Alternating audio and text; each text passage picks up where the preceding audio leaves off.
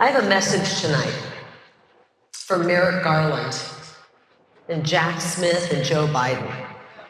And the guys back there in the fake news media, you should listen up as well. This one's for you. If you want to get to President Trump, you're going to have to go through me, and you're going to have to go through 75 million Americans just like me. And I'm going to tell you, yep, most of us are card-carrying members of the NRA.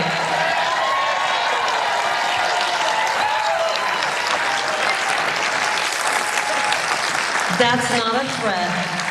That's a public service announcement. Kari Lake, I guess, has given up on her ambitions of talking about a stolen election in her race and just talking about straight violence. There she is now that Donald Trump is getting deeper and deeper into his legal issues. Now talking about she and 75 million other Americans are gonna be standing in your way before you can get to our president. I've got news, Kari. He's already showed up.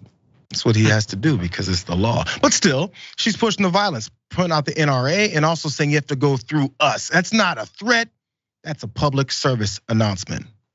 We'll see how that whole thing pans out because she's not the only one doing it. If you think it's just a flash in the pan and it's just one person talking about this, this is beginning to pick up some extra steam. Andy Biggs, he's a representative. Of course he's Republican. This is what he tweeted. We've now reached a war phase. Eye for an eye. Okay, well, we need to get that first eye. Also, Clay Higgins tweeted this out. Apparently it was pretty cryptic. President Trump has said he has been summoned to appear at the federal courthouse in Miami today at 3 o'clock. This is a perimeter probe for the oppressors. Hold, look at this part. Our POTUS has this. Buckle up, 1 out of 50K, know your bridges. Rock steady calm, that is all. He sounds like an effing clown. He sounds like he's absolutely ridiculous and has lost his mind. But you know what? That cryptic message actually means something. Professor and right-wing extremist expert Jeff Charlotte talked on PBS about what all this means from Higgins. Watch that. Because it's such a specific call to prepare for battle. A perimeter probe he's saying that the oppressors, by which he sometimes refers to the cabal or even Leviathan, these are QAnon terms for the federal government, is testing the strength of the real people. Our POTUS, a term he's been using for several years, is the real POTUS. He believes Trump is the real president. Buckle up, obviously, is get ready. But 150K, I had to do some research.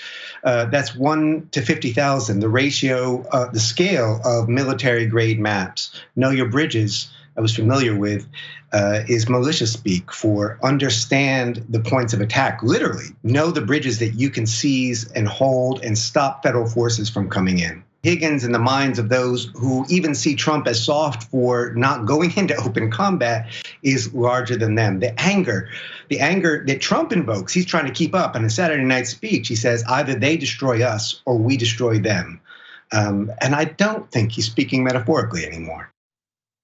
We went through the January 6th day. We went through the hearings for that whole year. We talked about all the things that they planned and said they were going to do and then incited their followers to violence.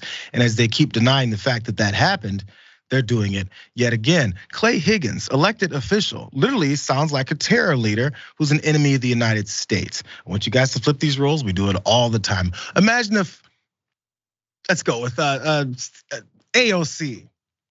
Let's go with, I was trying to think of a male congressperson or a senator on the Democratic side that maybe they hate so much. Let's go with AOC. If she just says, hold, the real president is ready, hold your bridges, be ready to effing attack. Do you think they'd go, oh, that sounds like some good, wholesome American speak there? But Clay Higgins does it and he sounds like an absolute terror, a terror leader. And we're allowing this to still go down. Kimberly Guilfoyle is also a member of the Trump family by marriage. She says retribution is coming. It's constant. It's over and over and over again. As we know already, homegrown right-wing domestic terrorism is #1 kind of terrorism here in America. And these are reasons why, John. Here's a couple of your thoughts before we talk about why that's happening.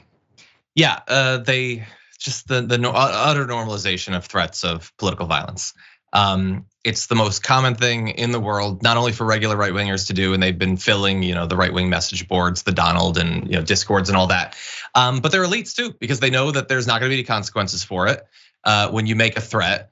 Which, by the way, regardless of whether Kari Lake's comment was a public service announcement, it was also a threat. Can we be clear about that? You don't get to threaten to kill people and then just say it wasn't a threat. And the FBI is like, oh, she said it wasn't a threat. But of course, they're not going to pay attention anyway.